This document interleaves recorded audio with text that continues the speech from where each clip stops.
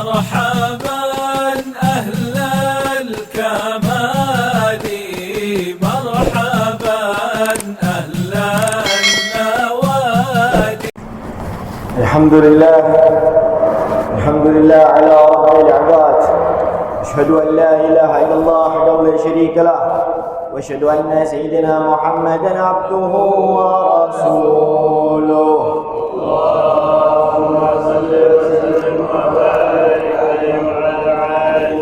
اللهم صل وسلم وكرم ومجد وعظم على سيدنا المصطفى سيدنا محمد صلى الله عليه وآله وصحبه أجمعين.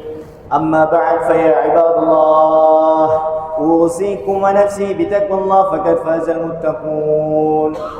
وقال الله تعالى يا أيها الذين آمنوا اتقوا الله حق تقاته ولا تموتن إلا وأنتم مسلمون. صدق الله العظيم وصدق رسول الكريم ونحن على ذلك من الشاهدين.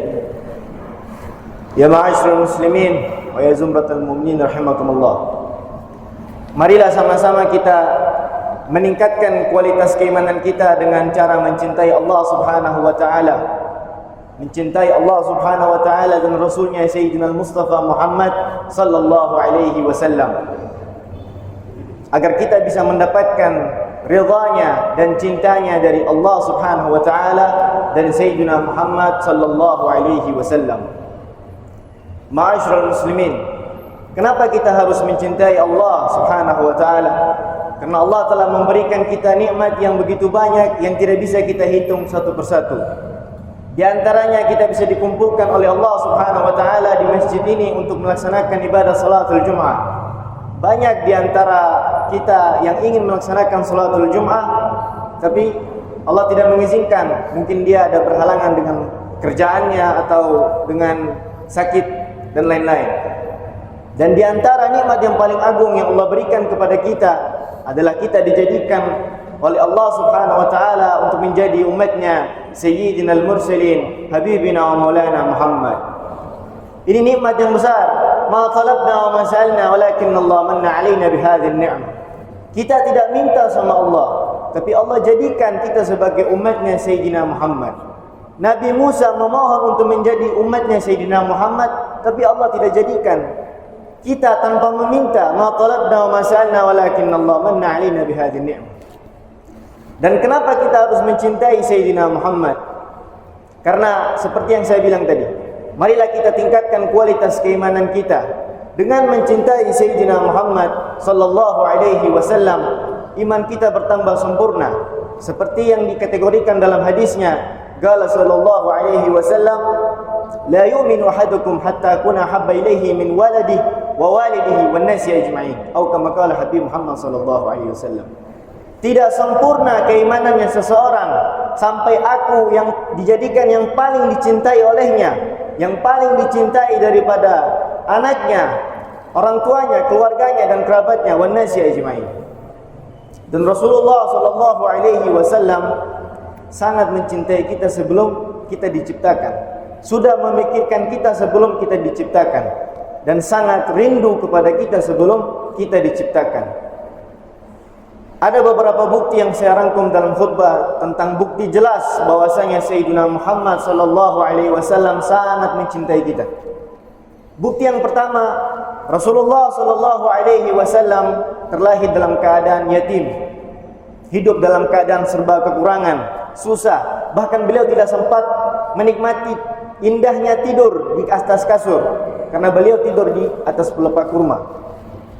Dan suatu ketika pernah ditantang oleh Allah Subhanahu wa taala dalam surat Ad-Duha ayat kelima yang berbunyi, "Wala sawfa yu'tika rabbuka fadharra."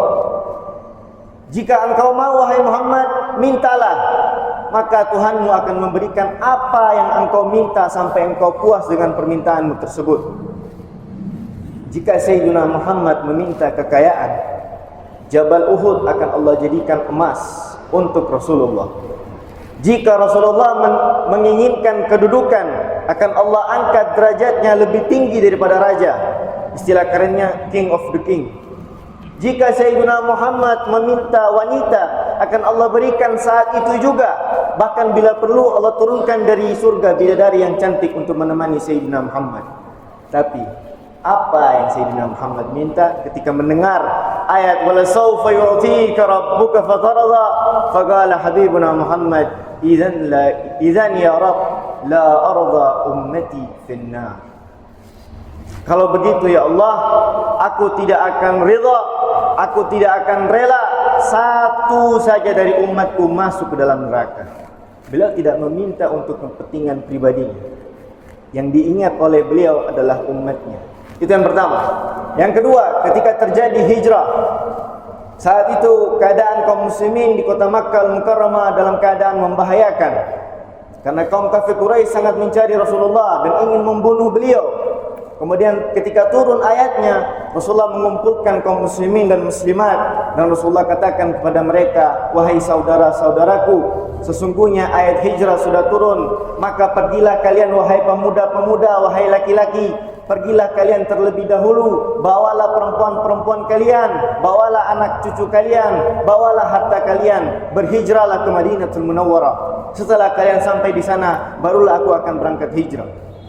Lalu ada sahabat bertanya, ya Rasulullah, kenapa engkau berangkat setelah kami? Kenapa engkau tidak berangkat bersama kami? Sedangkan engkau adalah pemimpin kami ya Rasulullah. Nabi pun menjawab, wahai saudara-saudaraku, sesungguhnya orang yang paling kaum kafir Quraisy cari adalah aku. Orang yang ingin mereka bunuh adalah aku. Jika aku berangkat bersama kalian, maka kalian tidak akan sampai di Madinatul Munawwarah dengan selamat. Oleh karena itu berangkatlah kalian, biarkan aku menetap di sini. Karena jika kalian berangkat tanpa aku, mereka tidak akan mengejar kalian, karena orang yang mereka cari masih menetap di Makkah Al-Mukarramah. Jika pemimpin sekarang datang ancaman untuk membunuhnya dan rakyatnya, pasti dia pergi duluan. Tapi Nabi Muhammad SAW mementingkan umatnya. Dan bukti yang terakhir adalah ketika menjelang sakratul maut. Sayyidina Muhammad SAW menjelang sakratul maut. Singkat cerita, datang Sayyidina Jibril dan Israel untuk mengangkat nyawanya. Ketika sampai Israel dan Jibril, Rasulullah SAW bertanya, "Basyirni ya Jibril, berikan aku kabar gembira wahai Jibril." Maka Sayyidina Jibril pun menjawab, "Ya Rasulullah, sesungguhnya pintu-pintu langit telah terbuka untuk menyambut kedatanganmu. Para malaikat berdiri bersaf untuk menyambut kehadiranmu." Rasulullah pun menjawab, "Ya Jibril, basyirni, berikan aku kabar yang lebih gembira dari hal itu." Jibril pun menjawab, "Ya Rasulullah, sesungguhnya Allah telah menanti kehadiranmu. Pintu-pintu surga sudah terbuka untuk ruhmu." Kata Sayyidina Rasulullah, "Ya Jibril, itu untukku. Lalu bagaimana untuk umatku?"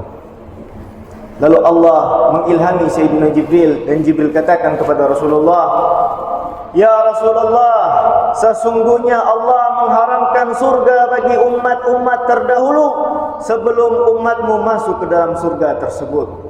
Barulah Sayyidina Muhammad tersenyum dan beliau katakan, "Kalau begitu aku ikhlas wahai Jibril." Ketika dicabut nyawanya, Rasulullah merasakan rasa sakit yang tidak bisa ditahan. Hingga Rasulullah berkata kepada Israel, "Apakah ini yang dinamakan sakratul maut?" Sakitnya seperti 70 pedang, ditusuk oleh 70 pedang. Lalu Israel mengatakan, "Ya Rasulullah, sesungguhnya ini adalah rasa sakit yang paling rendah, yang paling ringan yang aku lakukan terhadap engkau ya kekasih Allah." Rasulullah pun mengangkat tangan. Lihat, ini di akhir-akhir hayatnya. Rasulullah tidak mengingat istrinya, hartanya, anaknya, sahabatnya. Rasulullah mengangkat tangan dan berdoa, "Ya Allah, limpahkanlah setengah rasa sakit dari sakratul maut dari umatku kepadaku." Rasa sakratul maut setengah dari zaman Sayyidina Abu Bakar Siddiq sampai hari ini, setengahnya ditanggung oleh Rasulullah SAW. Maka dicabutlah nyawa. Ketika sampai di tenggorokan, Sayyidina Imam Ali bin Abi Thalib radhiyallahu alaih mendekatkan telinganya di bibirnya Rasulullah dan mendengarkan kalimat terakhir dari Rasulullah SAW yang berbunyi, "As-salah, as-salah, as-salah, ittaqun nisa, ummati, ummati, ummati. Rasulullah mengatakan, salat, jangan tinggalkan salat, dirikanlah salat. Perempuan, lindungilah kaum wanita, umatku, umatku, umatku. Maka kembalilah ruh yang mulia menghadap Sang Khalik. Ya ma'asyiral muslimin, jika kita mencintai Rasulullah, jika kita mencintai Allah, ikutilah ajarannya, maka Allah akan mengampuni dosa kita dan kita akan mendapatkan ridha dari keduanya, sebagaimana yang disabdakan dalam Al-Quran surat Al-Imran, qul in kuntum tuhibbunallaha fattabi'uni yuhibbukumullah yaghfir lakum dhunubakum wallahu ghafurur rahim. Qul in kuntum tuhibbunallah, katakan jika kalian mencintai Allah, fattabi'uni, maka ikutilah ajaranku, yuhibbukumullah, niscaya Allah akan mencintai kalian, Allah akan ridha kepada kalian, yaghfir lakum dzunubakum, Allah akan ampuni dosa kalian, wallahu ghafurur rahim, sesungguhnya Allah Maha Pengampun lagi Maha Penyayang. Bismillahirrahmanirrahim. Wal 'asr innal insana lafi khusr illa alladhina amanu wa 'amilus salihati wa tawassaw bil haqqi wa tawassaw bis sabr. Aqulu qawli hadha wa astaghfirullah li wa lakum wa lisa'il muslimin fastaghfirullah innahu huwal ghafurur rahim. Allahumma shalli ala sayyidina Muhammad wa ala ali sayyidina Muhammad. Alhamdulillah, alhamdulillah hamdan katsiran kama amar. Asyhadu an la ilaha illallah wahdahu la syarika lah wa asyhadu anna sayyidina Muhammadan abduhu wa rasuluh.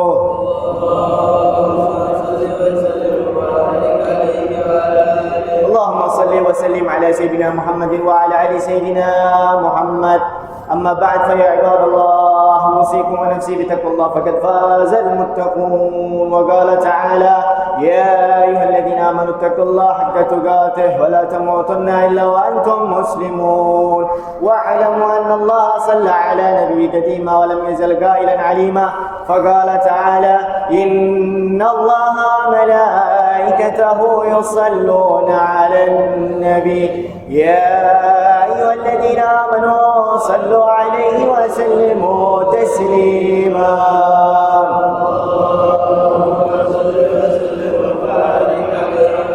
وقال نبينا محمد صلى الله عليه وسلم حيثما كنتم فصلوا علي فإن صلاتكم تبلغني فيا أيها الراجون منه الشفاعة صلوا عليه وسلموا تسليما.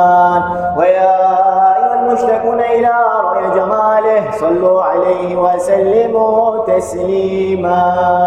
اللهم صل وسلم على سيدنا محمد وعلى آله وصحبه خصوصا منهم ذي الأرض الأريق خليفة رسول الله سيدنا أبي بكر الصديق وعلى زاهد الأواف الناطق بالصواب أمير المؤمنين سيدنا عمر بن الخطاب وعلى جامع القرآن ذي النورين والبرهان أمير المؤمنين سيدنا عثمان بن عفان وعلى أسد الله الغالب إمام المشارق والمغارب أمير المؤمنين سيدنا علي بن أبي طالب وعلى ابنه سيدنا الحسن والحسين وعلى أمهما فاطمة الزهراء وخديجة الكبرى وعائشة حميرة وعلى أمه المعظمين عند الله والناس سيدنا حمزة وسيدنا عباس وعلى بقية أصحاب رسول الله أجمعين. اللهم إنا نسألك حبك وحب من يحبك والعمل يتقرب إلى حبك. اللهم اغفر لأمة سيدنا محمد. اللهم انصر لأمة سيدنا محمد. اللهم اغفر للمسلمين والمسلمات والمؤمنين والمؤمنات الأحياء منهم والأموات برحمتك يا أرحم الراحمين. عباد الله، إن الله يأمركم بالعدل والإحسان وإيتاء ذي القربى وينهى عن الفحشاء والمنكر والبغي يعظكم لعلكم تذكرون. فاذكروا الله الذي يذكركم واشكروا على نعمه يزدكم ولذكر الله أكبر. أقيموا الصلاة.